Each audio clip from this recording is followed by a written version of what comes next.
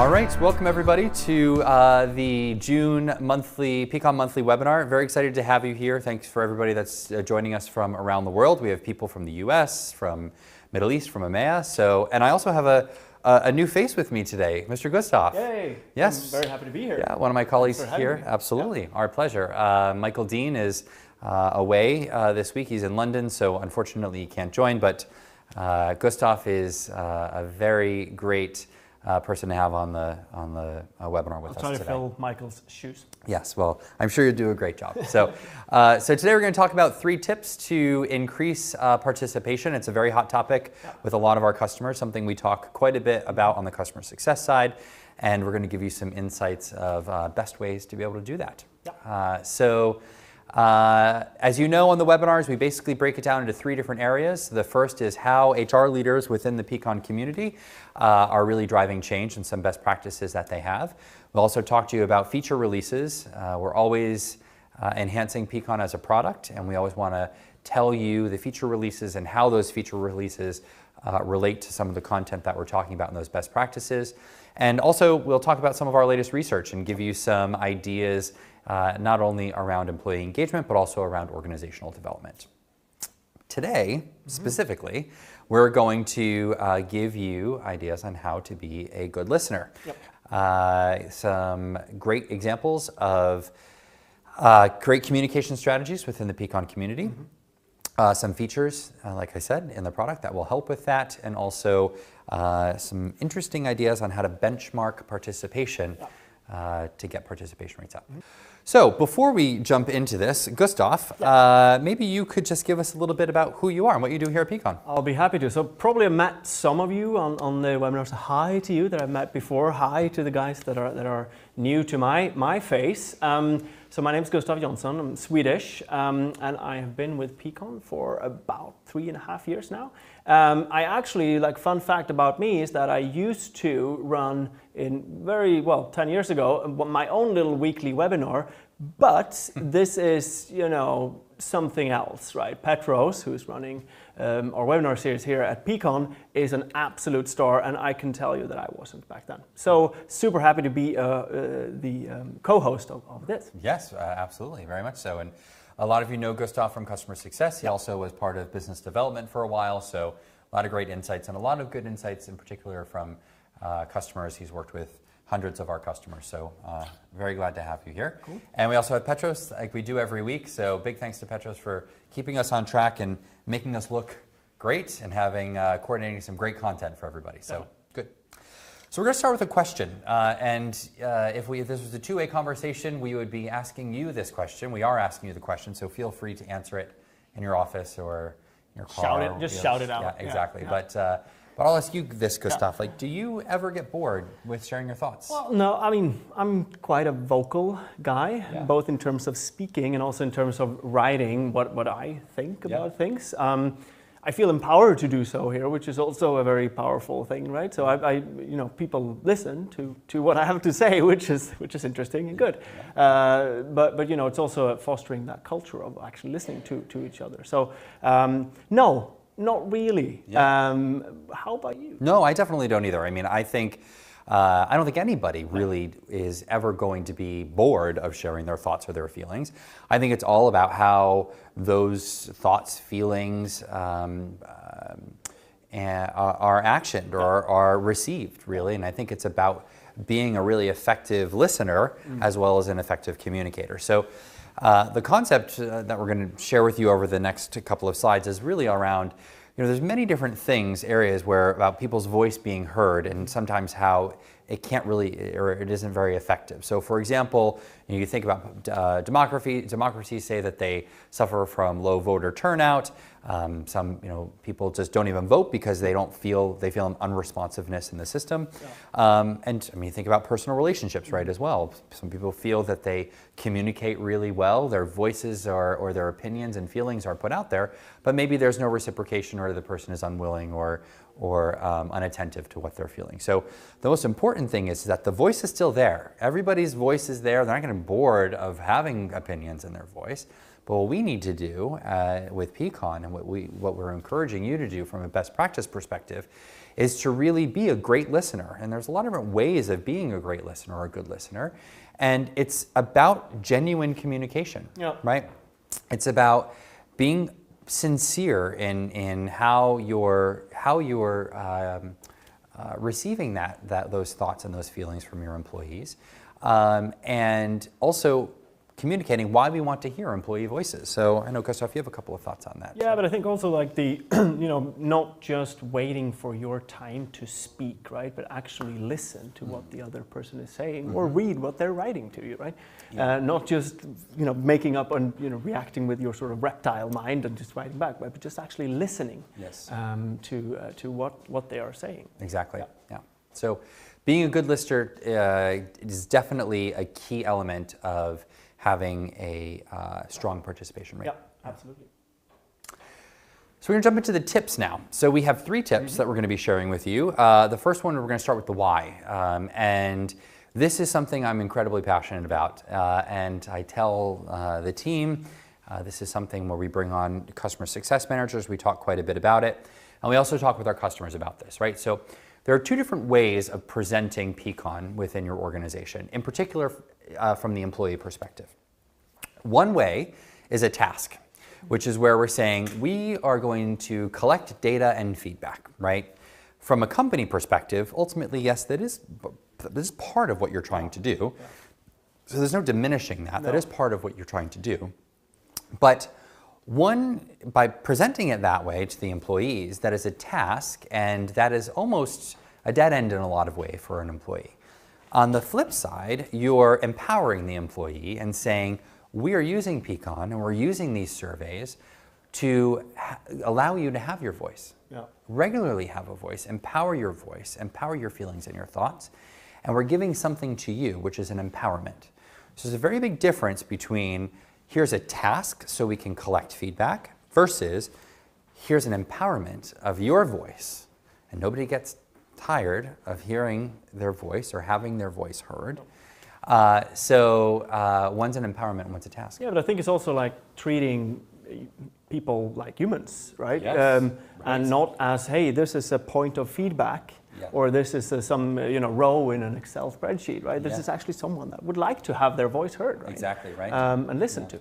Yeah. So I think that's also, in the communication, I think that's quite important. Yeah, it's being a human being. Yeah. And it's empowering the human side of it, which is empowering the voice. And if you take that tactic when you go into your communications with employees, I can all but guarantee you that the impression that your employees will have of the process is very different than data collection task of collecting feedback. And in terms of presenting this further to the employees as well, right? I think there's quite a lot of things that are important in terms of communicating, thank yous, right? Just being sincerely happy about people sharing their feedback. So for example, it could be at an all hands meeting, it could be at a town hall meeting, it could be at your team meeting if you're a team manager, right? And sincerely just saying, hey, thanks a lot guys for your feedback, because you need it. Absolutely. Because without their feedback, you do not really have anything to act upon, right?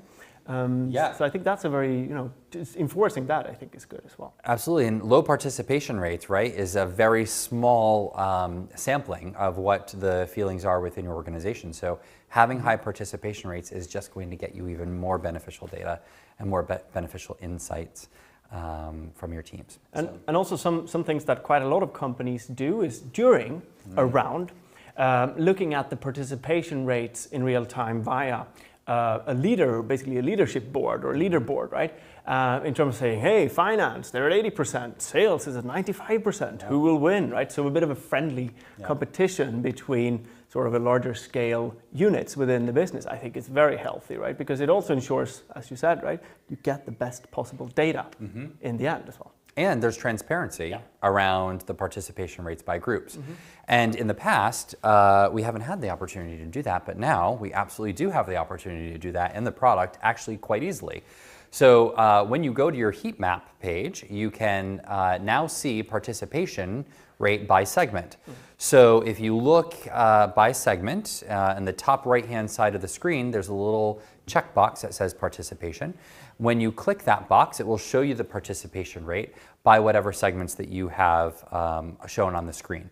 So during the survey, you can look at kind of these higher level segments. We don't suggest going down to the manager segment, right? But going to these higher level finance, sales, operations, and being able to be very transparent about where participation rate is at the time. Great. So the next step is talking a little bit about this feedback loop. So you've heard us talk a lot about the feedback loop, right? Yeah. So maybe Gustav, do you want to chat maybe a bit about this "you say we did" concept? Yeah, I have a bit of a personal example to that, right? So, I was talking before about, of course, leaving comments to the questions. And I was leaving a comment to a question about the well-being. So basically Peakon, the company Peakon then, right? Because that's what I'm answering to here. It cares about my well-being. So I was writing that I like the healthy snacks in the office. I also like the candy, but don't tell Madison. But yeah, I do too much sometimes. But I also suggested in that comment that it would be great to have sponsored gym memberships. It's quite a big thing among Swedish companies. It's actually a government-sponsored thing as well among Swedish companies. Social democratic and all of that. Yes. That's how it is. And I suggested that in our Peakon. And then my manager, that guy, replied, not knowing it was me, of course, right? Because it's anonymous feedback, right? And basically said, yeah, great feedback. We also did this at a couple of companies that you worked with before, right? Absolutely, yeah. And I'll discuss this idea with the management team. So the interesting thing on the back of that, right? So quite a lot of things have happened with the well-being in my mind at the company Peakon since then. It was actually quite a while back. It was sort of a year back, right? Yeah. So we have yoga classes. So you don't want to see me stretch here, and I cannot join the yoga classes. I'm not as great at the yoga classes, no. But the class we do here in Copenhagen, I would be quite good at. Which is CrossFit, right? Yes. So we do CrossFit here in Copenhagen, which is the super cool way also to get the entire team together. I haven't really joined the CrossFit class yet, but I will at some point. Just the initiatives that are happening, the super cool initiatives that are happening within health, not exactly the thing that I suggested, but that's also fine, right? There was a different thing that happened in a really, really good way. So that's just one example, very personal one, right? But we do see this happening on a larger and on a sort of a macro scale around the companies that we work with a lot, right? Yeah, and the thing that the key here, which also to help keep up participation rates, and we tell this to the companies quite often, is this concept of "you say we did," right? So when we presented back to the organization here at Peakon, for example, we're adding in a yoga class, or we're continuing the CrossFit class in Copenhagen, or we're doing this event, it's because of your feedback in Peakon, right? So when you make the tie to taking action, and you very specifically make the tie and say, thank you for having your voice heard, thank you for the specific feedback, from that, you said it, and we're doing it, or we did it. And so that inherently inside the employee says, it is of value for me to participate in the survey because action will be taken. Now, of course, you can't take action on everything, and nobody expects any company to take action on everything. But if we look at the feedback loop, again, it's this concept of having a voice, giving feedback, gathering insights as an organization, and then taking meaningful action, which continues to which will continue this participation of gathering more feedback through the employee voice. Another example was a company in Berlin that we work with that got a lot of feedback around their office, right? So they were just moving offices, which just made that really great for them. They of course planned quite a lot of things, but they were small things also that they could change around and change the seating and things like that around, right? So it's just smaller and larger actions, I think is important. Agreed. Good. All right, next topic for us to talk about with you is acknowledgements. Acknowledgements. Now, probably one of the most, as you've heard me say many times, one of the most important features in the product. So, Gustav, maybe you can chat a little bit about this. Yeah, and I think, sort of showing that people have been heard, right? So that their feedback is actually being listened to is in a very, very simple way, is acknowledging the thoughtful and constructive comments that come in, right? It's actually a comment of mine. Seems like I'm bragging a bit here, but it's all right. That's fine. No, I think it's good. Humble brag. Anyway, no, it was a very empowering moment for me actually. So I actually spent quite a lot of time in a comment about our strategy as a company here, right? And that comment was acknowledged by this guy. Phil Chambers, our CEO, and Casper Hultin, who's also one of the co-founders, right? So 3 people on the leadership team of Peakon acknowledged my comment as great idea, right? Which was super cool. Then I wrote a bit of a more funny comment about dartboards in the office that we do have here, which was also acknowledged and a bit like a more of a funny banter thing. But, you know, that made me really feel, the first one made me really feel, you know, hey, I contributed, right? And it was very, very empowering for me personally. Yeah, and that's, I'm glad to hear that, because a lot of our customers and what we're hearing now from employees is saying they're getting multiple levels of acknowledgements from leaders. And I mean, we're a small or smaller company as a compared to, we're a couple of hundred, right, where you could have 5,000, 10,000 number of employees, but you could have people very far removed from your senior leadership team, and getting an acknowledgement from a senior leader that they may never have even met is incredibly powerful and impactful, right? I mean, I think that there's a lot that is in with acknowledgement, so I think this is quite important. Next up is around communicating results. Yes, so communicating results is, we've talked a lot about shared dashboards, but shared dashboards really do have a lot of benefit when it comes to participation rate, because ultimately it's providing feedback back to employees, knowing that how they've participated, what they've done has been shared. In a very transparent way, right? Yeah, exactly. And transparency is critically important that we feel, in particular, in results in particular. And the other thing is that in shared dashboard communicating results, now with the actions feature, being able to show actions, any small actions that you're taking, and being able to show them through this shared dashboard, we have found with customers is also incredibly impactful with participation, because then it's not just that the manager is saying that I'm taking the action.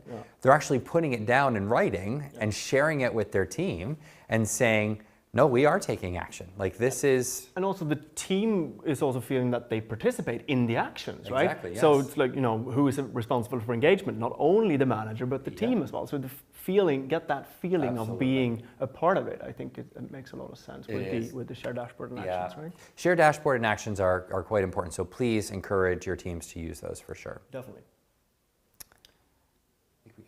This which basically takes us to action planning, which is, you know, what we talked about a bit, right?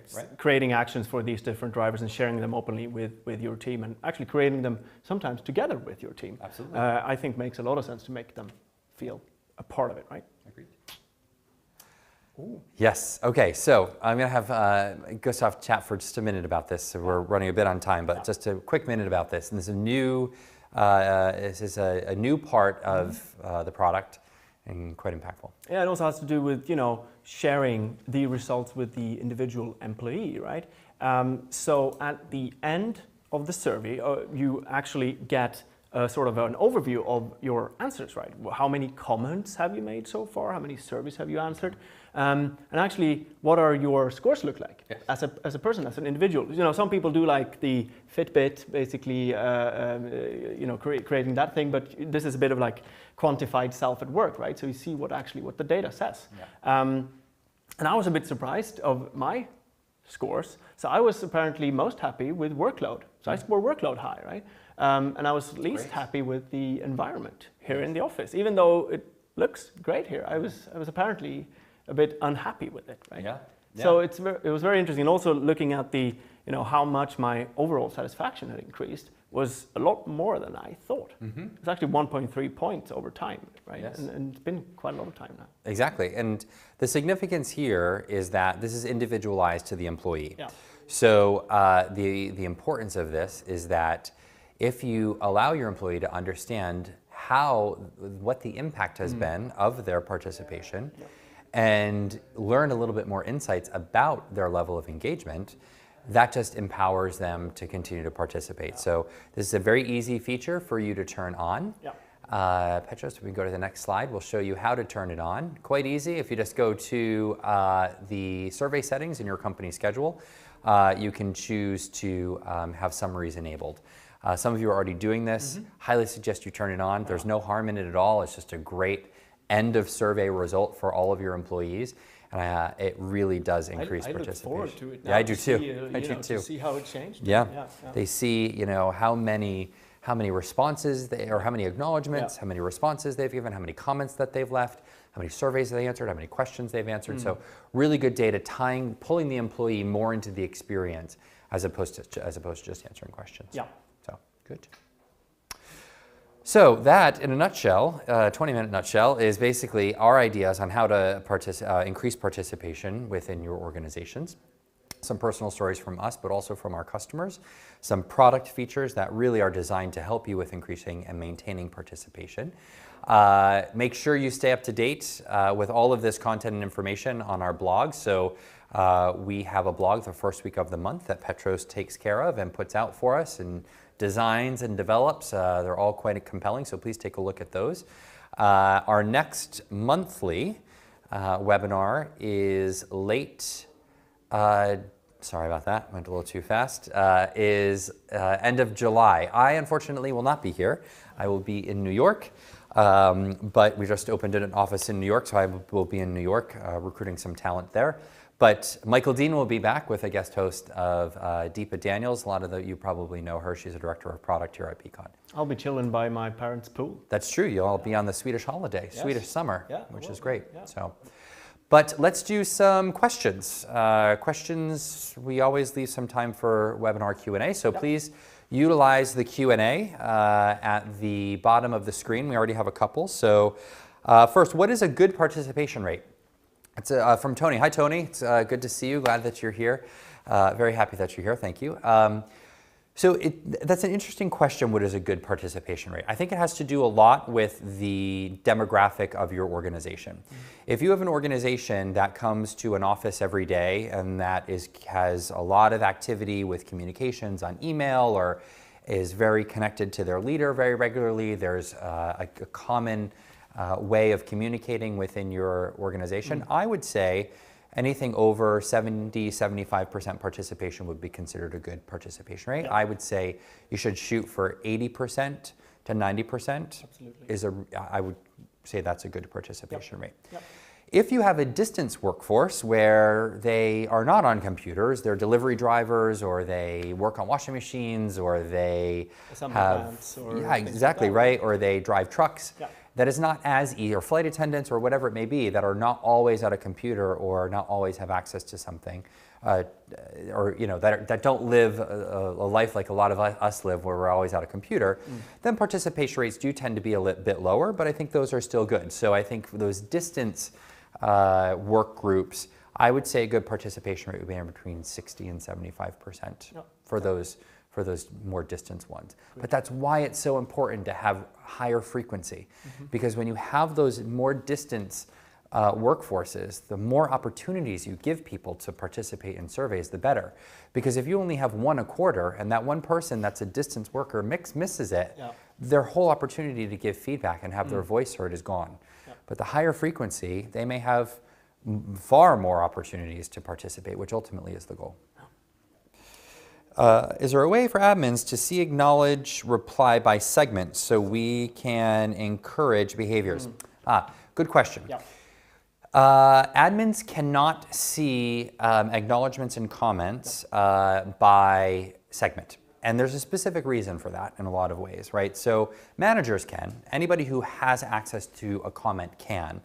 But one of the main reasons why we've designed it like that is because we really want people to continue to acknowledge comments regardless if somebody else had already acknowledged a comment.